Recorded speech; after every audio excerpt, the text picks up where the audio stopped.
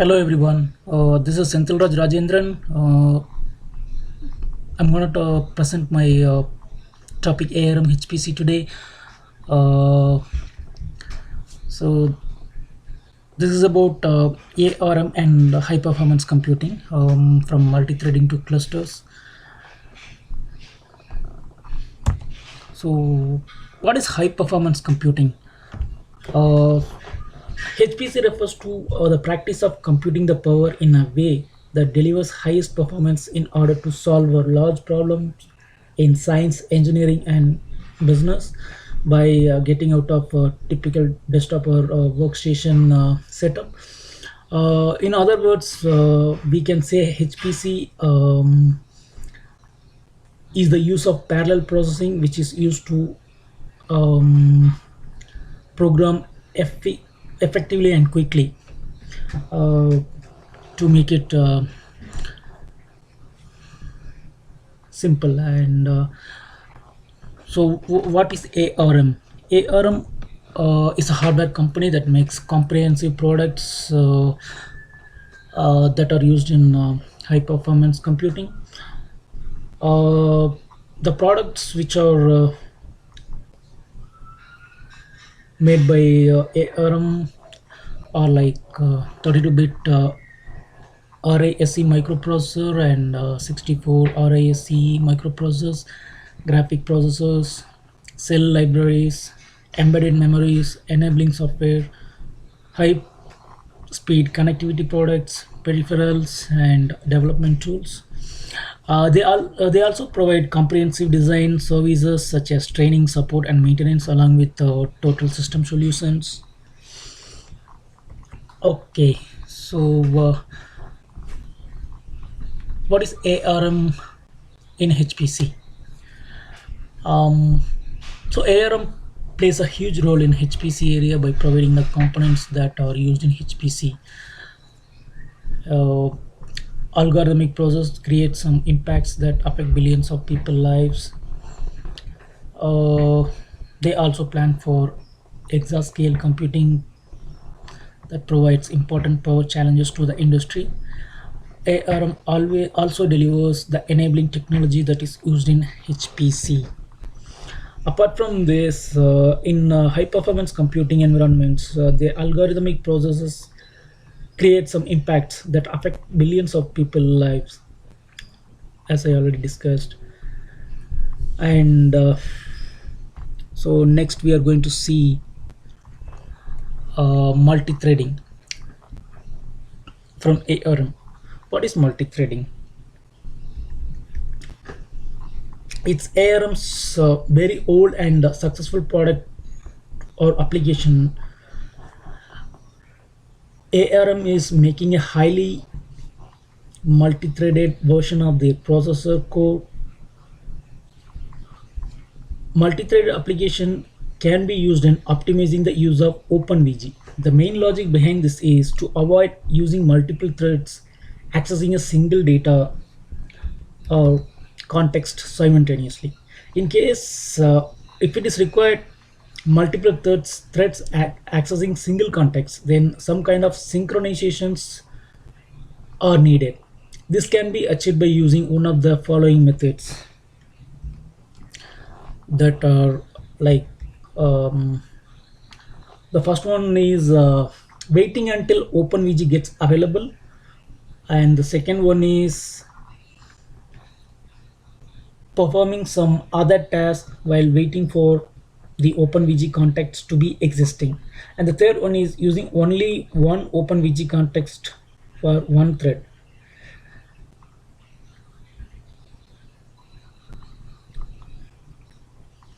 When it happens, any other synchronization should be performed when only one context used per thread.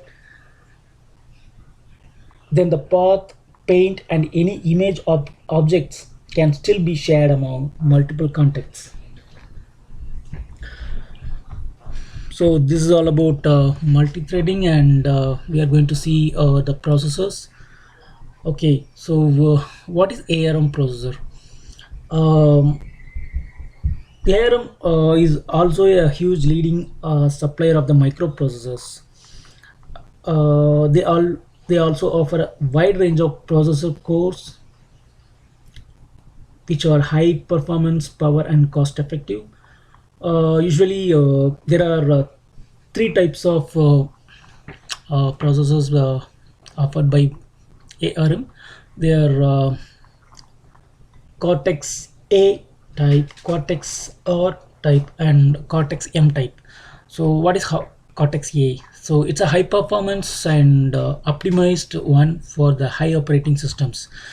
Cortex A can also be categorized into Cortex A 73, 72, 57, 53, 35, and so on. And Cortex R, it's a processor that provides fast response and optimized for high performance hot real-time applications. This is especially designed for the advanced silicon processors implementation. And they are also further categorized into four types, that are Cortex R8, Cortex R7, Cortex R5, and Cortex R4. So the last one is Cortex M. This is specially designed for smallest or lowest power, and they are optimized for microcontrollers and discrete processors.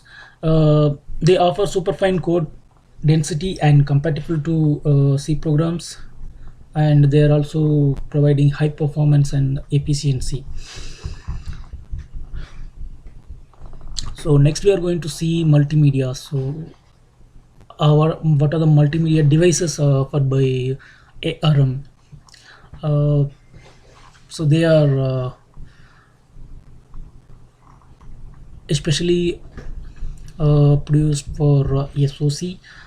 So the first one we are going to see is a GPU. It is also called ARM Mali GPU IP, that provides a high performing and efficient graphics processing.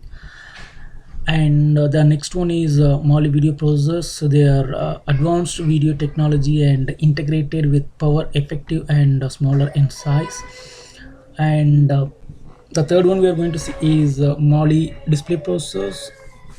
High resolutions and quality of displays is provided by display processors, and they have an increased and efficient display output. They are also very effective in controlling the output to the screen using the highly dedicated display processor, and they have much clarity when compared to other devices. So next we are going to see Developer Center. It's a web application that hosts a wealth of developer tools and other resources supported by Mali ecosystem. It's very useful for developers to have short term to market the products and support them to develop applications, GPUs. So next we are going to see development tools from ARM. So ARM offers the development tools such as software tools, development boards, debug adapters, and models. So in software tools we have mainly they have mainly concentrated in software development workflow, that are DS5 and Kale MDK ARM. So these two are the main software development workflows. And in development tools, next we are going to see development boards. It's development boards are suitable to increase development and rectify the new SoC design risks.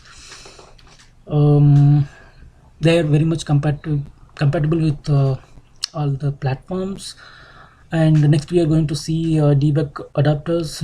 They are normally used to connect to the target systems. And at last we are going to see virtual prototypes in development tools. It's a solution for design and development tasks that are associated with pre-silicon designs. So next we are going to see clusters. So as we all know, clusters is a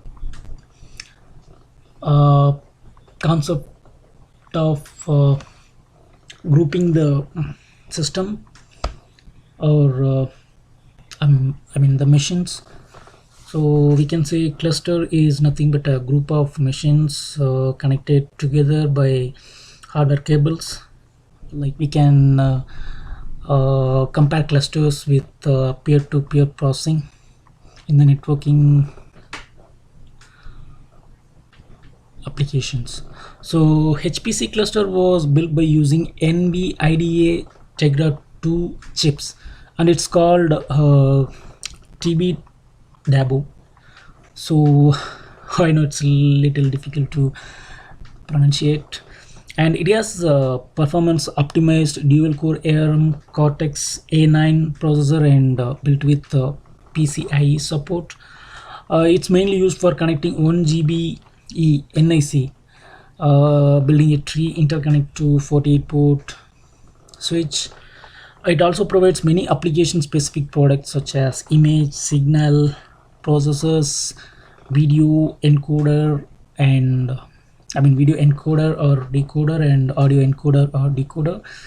So this chip has a GPU that will not support CUDA and OpenCL. It also cannot be used for common computations.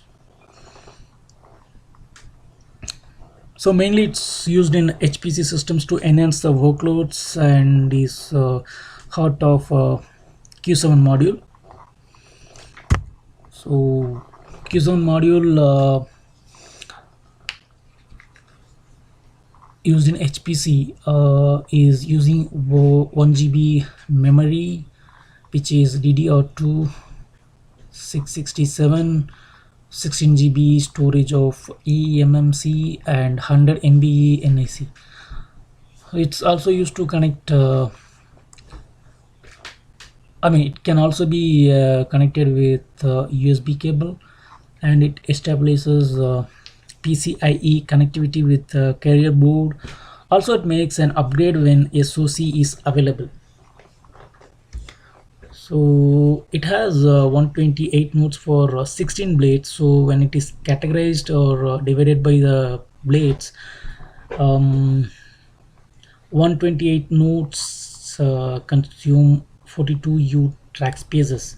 So among 42 U track spaces, 32 are used for compute blades, 4 U are used for interconnect switches, and 2 units are used for the file server. So this is a simple cluster system normally used in the clustering concept in high performance computing. So next we are going to see what are all the other products which are offered by ARM. So ARM also offers some more products such as Internet of Things solution, system IPs, physical IPs, and wireless IPs. So they have good values in the market from the consumers. So they are highly effective in the HPC system. So ARM also delivers the enabling technology that is used in HPC.